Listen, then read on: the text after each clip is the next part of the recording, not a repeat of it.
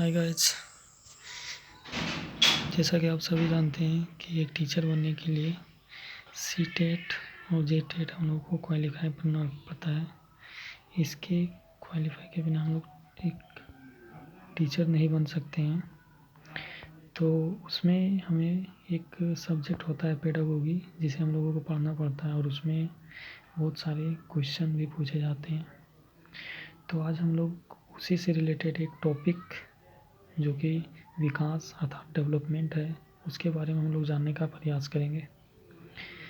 तो सबसे पहले हम लोग उसके परिभाषा के बारे में जानेंगे। विकास एक सार्वभौमिक प्रक्रिया होती है। विकास जो होती है वो एक प्रकार की सार्वभौमिक प्रक्रिया होती है। सार्वभौमिक प्रक्रिया का मतलब यह हुआ कि यह पूरी दुनिया में एक जैसा लागू होता है। अर्थात अगर कोई बच्चा का गर्भकाल इंडिया में 9 महीना का होता है तो अमेरिका में भी उसका जो गर्भकाल होगा वो भी 9 महीना का होगा। ऐसा नहीं कि किसी और जगह पे 10 महीना, 11 महीना या 12 महीना या उससे कम हो जाएगा। एक बच्चे का हमेशा जो गर्भकाल है वो 9 महीना ही अर्थात 280 दिन रहेगा।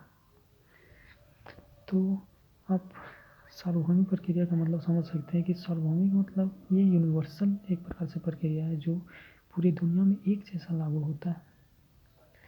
नेक्स्ट है, यह एक जीवन पर्यंत चलने वाली प्रक्रिया है। अर्थात यह बच्चे के गर्भकाल से लेकर उसकी मृत्यु पर्यंत तक ये विकास जो है वो चलती रहती है।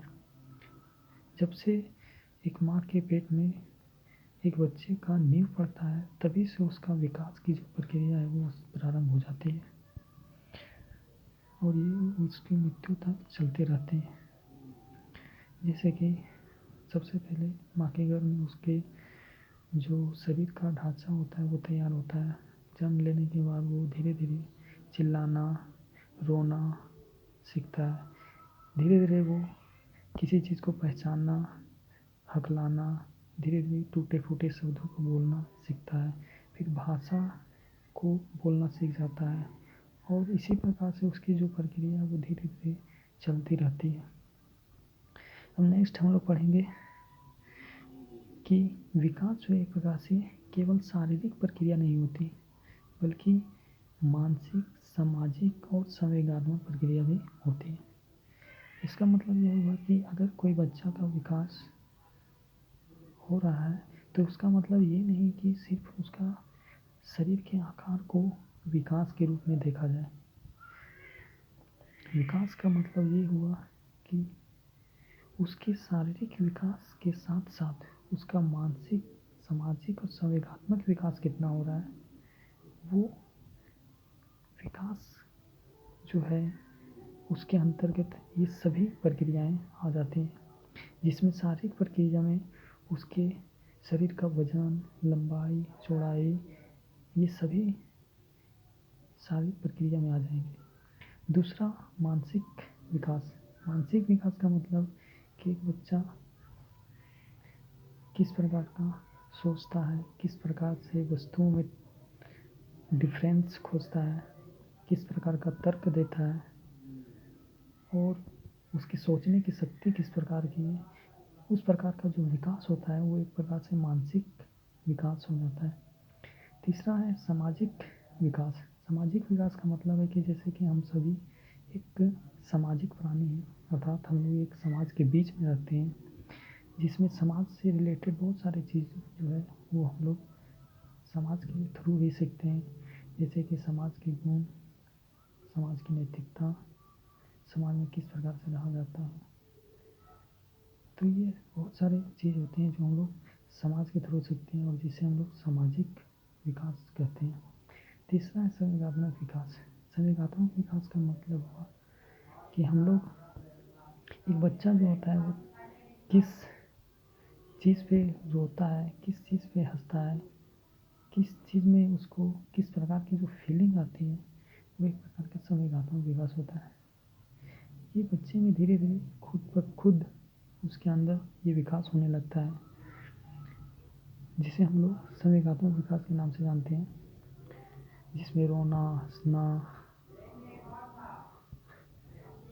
खुश रहना और साथ ही साथ नाराज़ हो जाना, ये सारी जो विकास जो हमारे मस्तिष्क में होता है वो एक प्रकार से संवेगात्मक विकास के अंतर्गत आता है। अब हम लोग एक चीज़ और जानेंगे विकास के बारे में कि विकास जो है वो एक प्रकार से क्रमिक परिवर्तनों की श्रृंखला है। अर्थात विकास जो है एक क्रम के अनुसार होता है। विकास जो है वो एक स्टेज बाय स्टेज होता है। ऐसा नहीं कि वो डायरेक्ट एक बच्चा जन्म लिया और तुरंत उसका सोचने समझने की शक्ति, भाषा बोलना स्टार्ट कर देता है। नहीं, उसका जो विकास है एक प्रकार से स्टेज बाय स्टेज धीरे धीरे होता है। फॉर एग्जांपल के लिए हम लोग समझ सकते हैं कि हम लोग जैसे किसी क्लास में अगर हम पढ़ते हैं, किसी स्कूल में जाते हैं, तो सबसे पहले हम लोग क्लास 1 में नाम लिखाते हैं। उसके बाद क्लास 1 का 1 साल का प्रोसेस होता है, उसको कंप्लीट करने के बाद क्लास 2 में, क्लास 3, क्लास 4, इसी प्रकार से हम लोग आगे बढ़ते जाते हैं। 1 2 3 धीरे धीरे इस प्रकार से हम लोग क्लास 10 तक धीरे धीरे जाते हैं। ऐसा नहीं होता है कि हम लोग क्लास 2 को नहीं पढ़े और डायरेक्ट क्लास 3 में चल जाएँ, या क्लास 3 को नहीं पढ़े और डायरेक्ट क्लास 10 में चल जाएँ।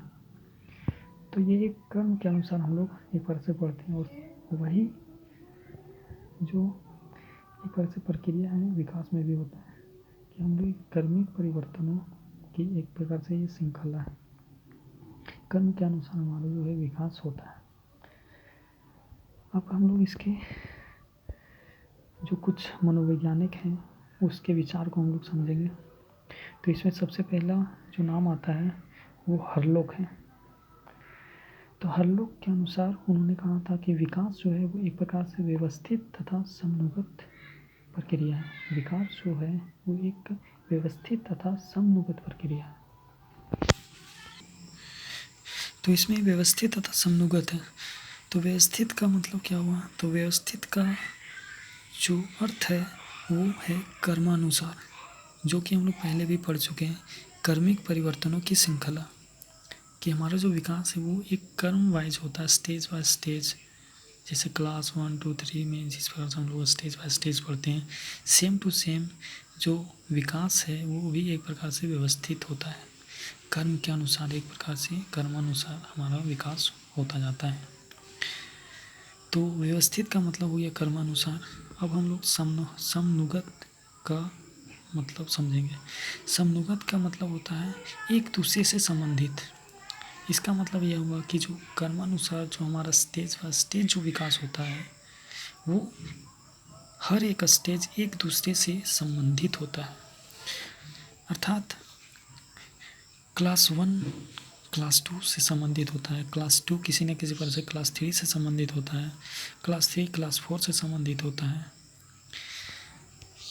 फॉर एग्जांपल के लिए हम लोग जैसे मान लेते हैं कि क्लास 1 में हम लोग वर्णमाला सीखते हैं, का, खा, गा, घा, इस प्रकार का हम लोग वर्णमाला सीखते हैं।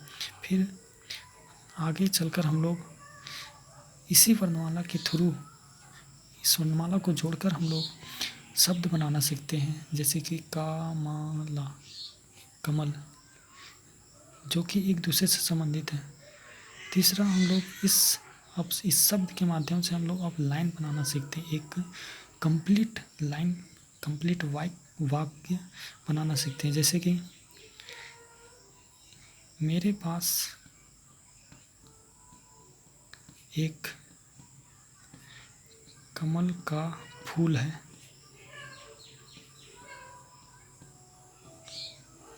तो ये कंप्लीट लाइन हो गया, कंप्लीट वाक्य हो गया। तो सबसे पहले हम लोग एक वर्णमाला सीखें, उसके बाद हम लोग उसके थ्रू शब्द बनाना सीखें, और इस शब्द के माध्यम से अब हम लोग एक वाक्य बनाना सीखें। अब इस वाक्य के थ्रू हम लोग एक पूरा पैराग्राफ लिख सकते हैं, एक कहानी लिख सकते हैं। तो यहाँ से हम देख सकते हैं कि हर एक स्टेज जो है वो एक दूसरे से संबंधित है। अगर हम पहले वर्णमाला नहीं सीख पाते तो हम शब्द बनाना नहीं बना सकते हैं।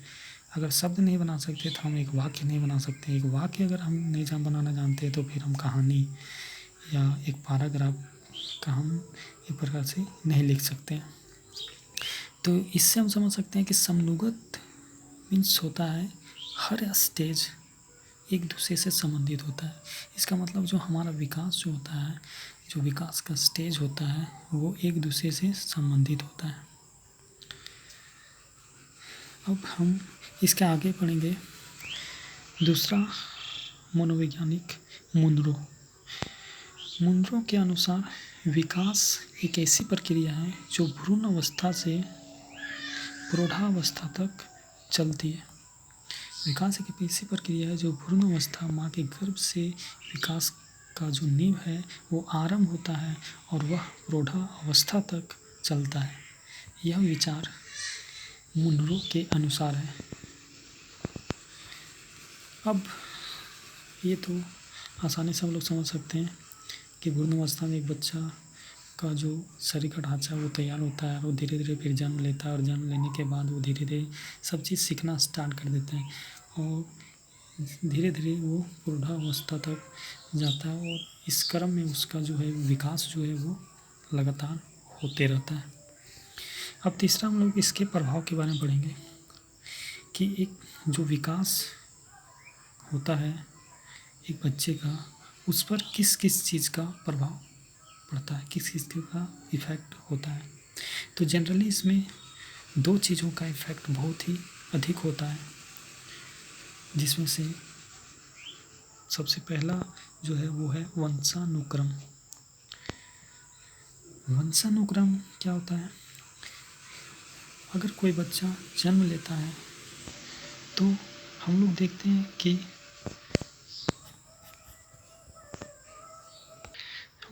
कि उस बच्चे में किसी न किसी रूप में उसके माता पिता के गुण जो है उस बच्चे में आ जाता है। जैसे कि अगर कोई माता पिता लंबा होता है तो उसके बच्चे भी एक प्रकार से क्या होते हैं, लंबे होते हैं। अगर कोई बच्चा बौना होता है तो कहीं ना कहीं उसके माता पिता जो होते हैं वो भी बौना होते हैं। लेकिन ये हर कंडीशन में लागू नहीं होता है, हर एक माता पिता के साथ ऐसा नहीं होता है। लेकिन हाँ, ऐसा अधिकतर देखा जाता है कि जो माता पिता के जो गुण होते हैं वो किसी न किसी रूप में एक बच्चे में एक प्रकार से ट्रांसफ़र हो जाते हैं। जैसे अगर माता पिता का रंग काला है तो बच्चे का रंग भी काला होता है। अधिकांश केस में ऐसा होता है। माता पिता लंबे हैं, गोरे हैं या बौने हैं तो उसके बच्चे भी उस गुण को किसी न किसी वजह से वे एक प्रकार से वंशानुक्रम ये जो गुण होता है वो उसमें ट्रांसफ़र हो जाते हैं। और ये जो ट्रांसफ़र होता है वो डीएनए के माध्यम से होता है, जिसके बारे में हम लोग आगे पढ़ेंगे। तो वंशानुक्रम का ये जो प्रभाव है वो हर एक बच्चे पे पड़ता है और ये वास्तव में एक प्रकार से सार्वभौमिक होता है, जो पूरे दुनिया में इसका प्रभाव देखा जाता है। तो इस प्रकार से हम कह सकते हैं कि वंशानुक्रम के माध्यम से एक बच्चे का विकास जो होता है वो किसी न किसी रूप में प्रभावित होता ही होता है। अब सबसे दूसरा जो बड़ा प्रभाव है वो एक वातावरण का होता है कि हम वातावरण का मतलब क्या हुआ कि एक बच्चे का विकास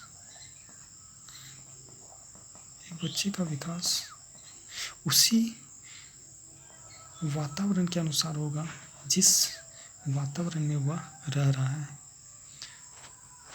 अर्थात अगर हम एक बच्चे को एक अच्छे घर में अगर हम रखते हैं, उसे अच्छे से पढ़ाते हैं, अच्छे से एक इन्वायरमेंट एक अच्छा सा देते हैं तो उसका जो विकास हम देखते हैं कि उसका विकास अच्छा होता है। लेकिन अगर हम किसी बच्चे को एक मज़दूर के घर में जिसे जहाँ पे पढ़ाई लिखाई का किसी प्रकार का माहौल नहीं हो, एक ऐसा माहौल हो जहाँ पे सभी लोग गलत प्रकार का नशा, गलत प्रकार के कार्य करते हैं, तो वो बच्चा जो है वो उसी प्रकार के कार्य के रूप में एक प्रकार से ढल जाता है।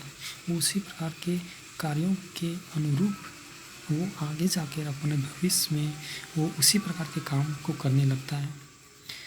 एक बहुत अच्छे मनोवैज्ञानिक थे जिसका नाम अभी मुझे नहीं याद आ रहा है, लेकिन उन्होंने कहा था कि मुझे एक जन्म लिया हुआ बच्चा दें और मैं उसे वही बना दूंगा जो आप उसे बनाने बोलेंगे। इसका मतलब यह हुआ कि ये जो मनोवैज्ञानिक थे वो यह कहना चाहते थे कि आप मुझे चाहे एक जो नया बच्चा, जो जन्म लिया हुआ बच्चा है, अगर आप मुझे देते हैं तो मैं उसे उस प्रकार का एनवायरनमेंट दूंगा जिस प्रकार का बच्चा आप चाहते हैं। अगर आप डॉक्टर बनाना चाहेंगे तो मैं उसे डॉक्टर बना दूंगा। अगर आप मुझे इंजीनियर बनाना बोलेंगे तो मैं उसे इंजीनियर बना दूंगा। अगर आप उसे वैज्ञानिक साइंटिस्ट बनाने के लिए बोलेंगे तो मैं उसे साइंटिस्ट बना दूंगा। तो उस वैज्ञानिक का तात्पर्य यही था कि मैं उसे उसी प्रकार का एक वातावरण दूंगा जो हमें एक प्रकार से उस बच्चे को भविष्य में बनाना है। तो इस प्रकार से हम कह सकते हैं कि वातावरण का जो इफ़ेक्ट है वो बच्चे के विकास पे एक निश्चित तौर पे पड़ता ही पड़ता है। तो किसी भी बच्चे का विकास दो चीज़ों पे बहुत ही ज़्यादा डिपेंड करता है, एक वंशानुक्रम और दूसरा वातावरण। वंशानुक्रम में उसके माता पिता के गुण उस बच्चे में आ जाते हैं, और दूसरा वातावरण, जिस वातावरण में बच्चा जीता है उसका भविष्य भी उसी अनुरूप ढल जाता है। तो आज हम लोग इस विकास टॉपिक के बारे में हम लोग कुछ जाने। जहाँ तक मेरा हो सका मैंने समझाने का प्रयास किया। बाकी आप लोग अन्य किताबों के